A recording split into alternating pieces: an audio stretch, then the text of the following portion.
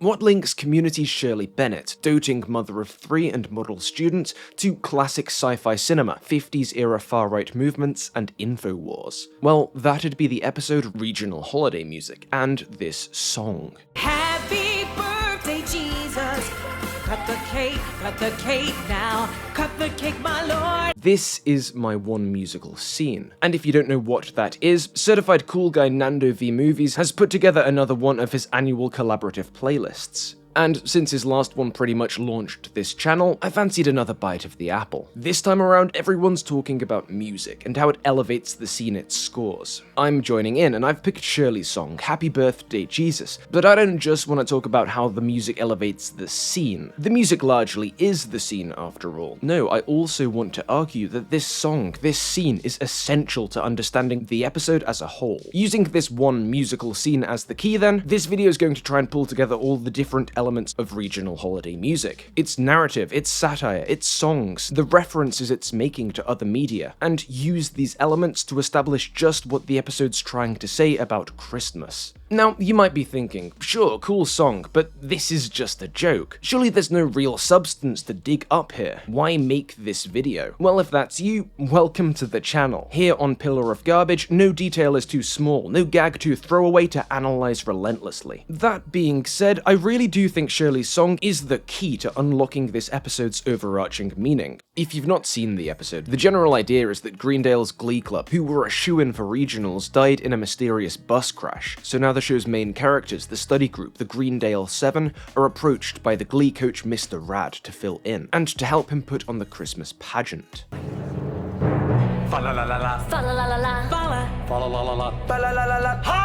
This is a Dan Harmon run show in 2012 though, so naturally our characters want nothing to do with this. But Mr. Rad's able to persuade Abed using the power of song, and the rest of the episode sees the study group infected by the manic Glee Club enthusiasm one by one.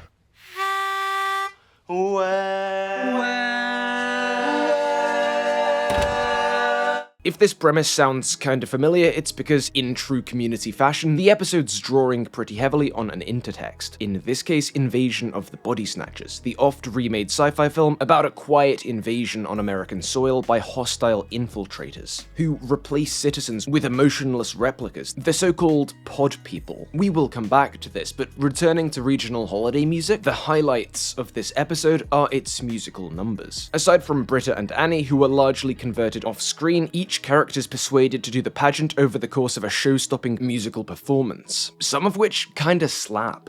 When the big night comes, it's time to set the bait. Cold milk, hot cookies, decorative plates. And he'll come down the chimney and it will be just him and me, but he won't know we're enemies cause stop play sincere. My scene is one of these. It's the moment where Pierce and his hired children's choir converts Shirley, a mother and devout Christian. Jesus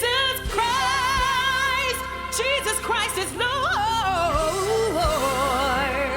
You see, for Shirley, Christmas isn't just a time for gift-giving, community, and joy. It's also a time for celebrating the birth of Jesus Christ, who some of you may have heard of. Many people in the real world feel a similar way. They've even built these neat little houses to gather in. So Pierce and the choir target this, appealing in song to her Christian persecution complex. At the start of this scene, before Shirley joins in, the children's song makes reference to the apparent restrictions to Christian education found in public schools, and throughout, the idea that Christmas, the real Christmas, is fading somehow from public consciousness is everywhere. If you've been near a TV or radio during December at some point this century, you'll likely recognize the war on Christmas rhetoric this song's riffing on. And this makes for a funny scene, a funny song, but I think it's important to the episode in a far greater way. Pierce's use of this rhetoric, Shirley's response, and where that takes these characters, these are perhaps the clearest windows we're given into what regional holiday music is about, and how it understands Christmas. And we'll get to what this understanding precisely is, but before we do, it's important to note that this meaning isn't obvious.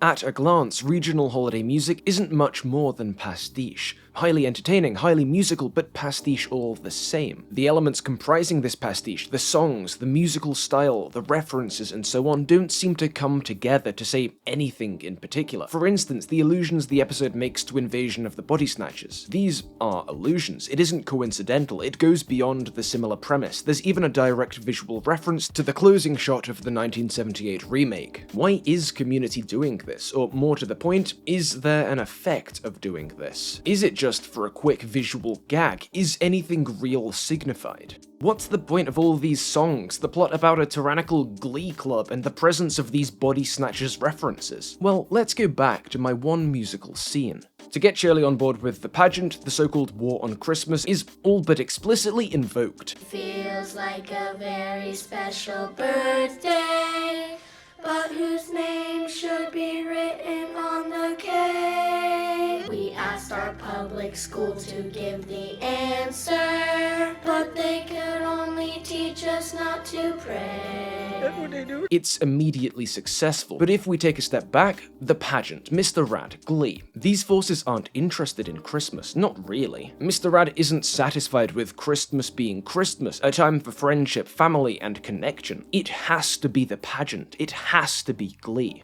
No Glee Club means no pageant, means no Christmas.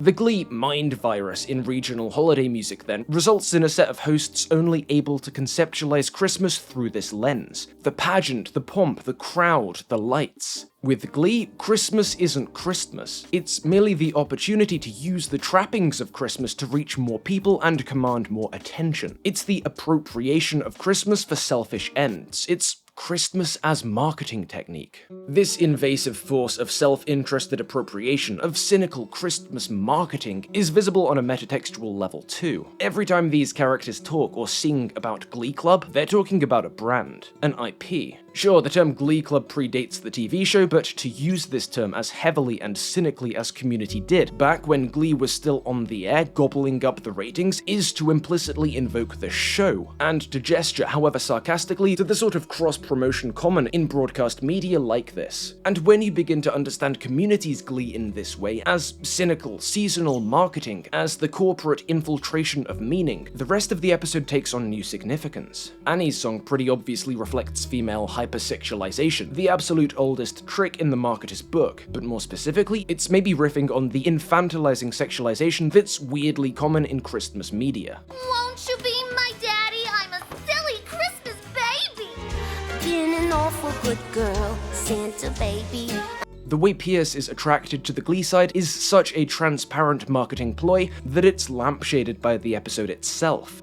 Pierce, they're just trying to pander to your demographic's well-documented historical vanity. Resist! And the Troy and Abed rap becomes a look at the cultural FOMO imposed upon those raised in differing faiths by the cultural omnipresence of Christmas. These examples also show Community's recognition of just how predatory these campaigns are, because each persuasion sequence targets a particular area of insecurity in the mark. The Jehovah's Most Secret Witness rap exploits the tension Troy feels between his upbringing and its restrictions. We don't celebrate birthdays or Christmas, and we can't drink, but it helps. Baby Boomer Santa targets Pierce's well-documented age-based insecurity we've talked about before on this channel, and that infantilizing sexualization in Annie's song plays Jeff's age gap attraction shame like a fiddle. Such a reading of this episode also throws the episode's use of the infiltration and replacement trope, its invasion of the body snatchers' illusions, into sharp relief. I mean, just look at what this concept accomplished in those body snatchers movies. These films, and this central conceit of the slow creeping domination of the pod people, were received extremely well by general audiences and critics alike. Partially because, well, this all felt relevant. The original 56 film has often been read as commentary on the Red Scare, either as sympathetic, expressing this same anxiety that emotionless, mind-wiped communists were infiltrating the US, or as critical, lambasting the enforced conformity of McCarthy and the House Un-American Committee. The remake, the one Community references most explicitly, has also been approached as a decidedly post-Watergate film. The reason these films succeeded in the way that they did then, the reason they spoke to people, was due to the ways they captured and reflected popular anxieties of the times in this vision of faceless powers replacing real people, real sentiment with facade, with manufactured fake feeling.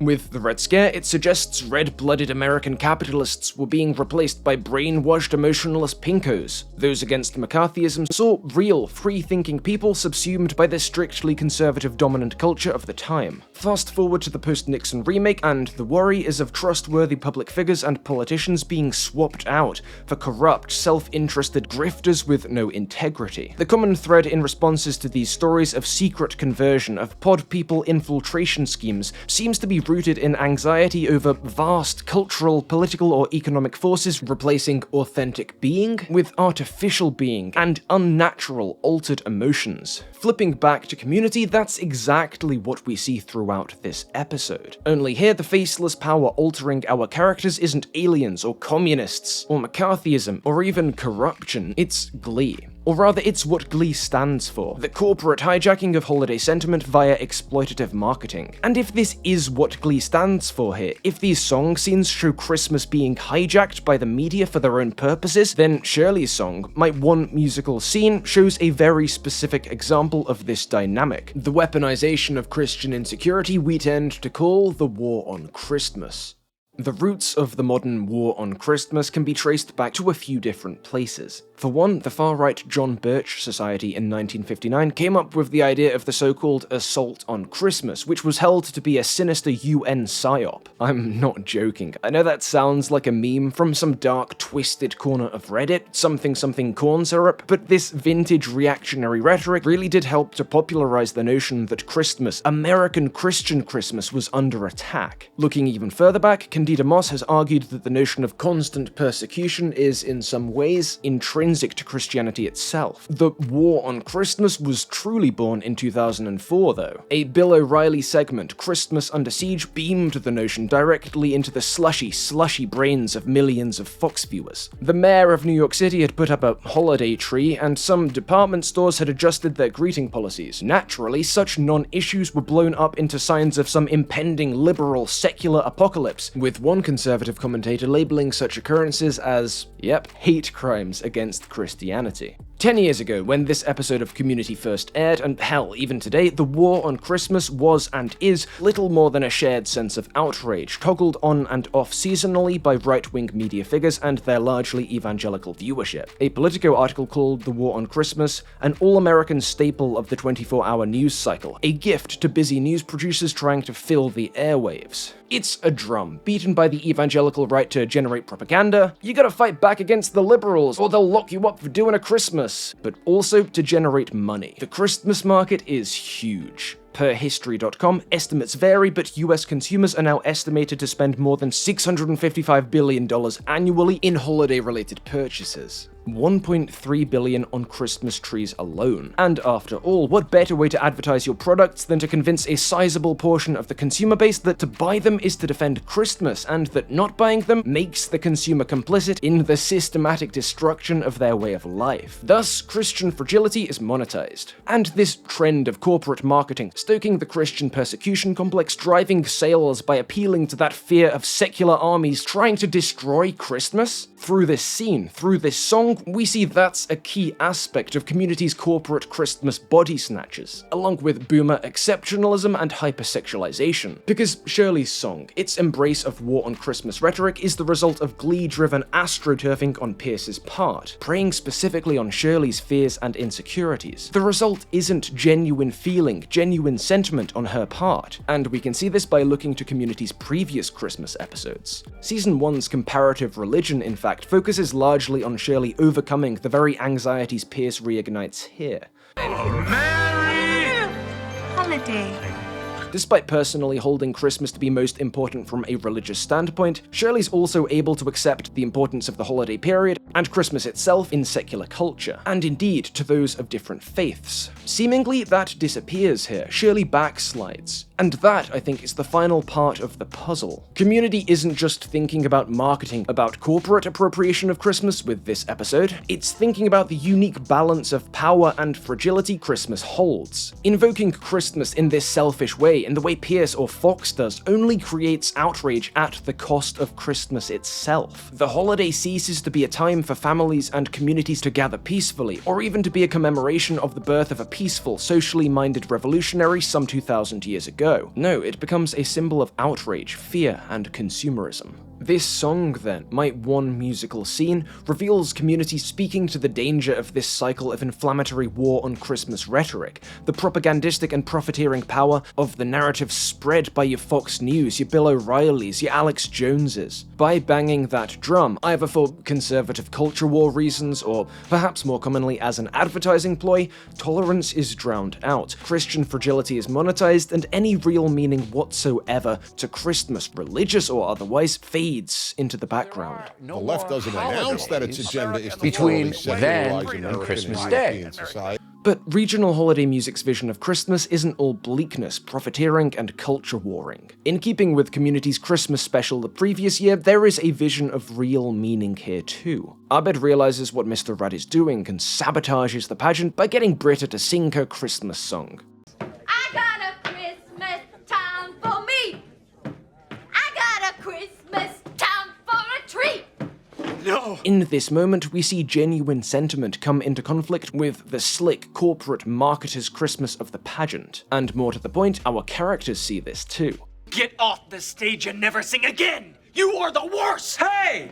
You do not get to call Britta the worst. Mr. Rad is unmasked, the body snatchers are defeated as it were, and the insincerity of their vision of Christmas becomes very apparent. But that's not where this episode ends. Abed's alone in his apartment, seemingly resigned to the darkness of Christmas, but then we hear caroling. The rest of the study group shows up to celebrate the holiday together. This slick, overproduced Glee Christmas with its agendas and its regionals is forgotten. We've returned to genuine being, centered around this sense of community and connection that the show's previous Christmas episodes had embraced. It's the crazy notion that the longest, coldest, darkest nights can be the warmest and brightest. This ending even calls back, in a sense, to Shirley's song. The carol here is the only other one of the episode's songs with a religious focus, and I think there's an intentional comparison being drawn here between the glitzy, overproduced pop gospel of my one musical scene and the organic, imperfect honesty of friends singing carols.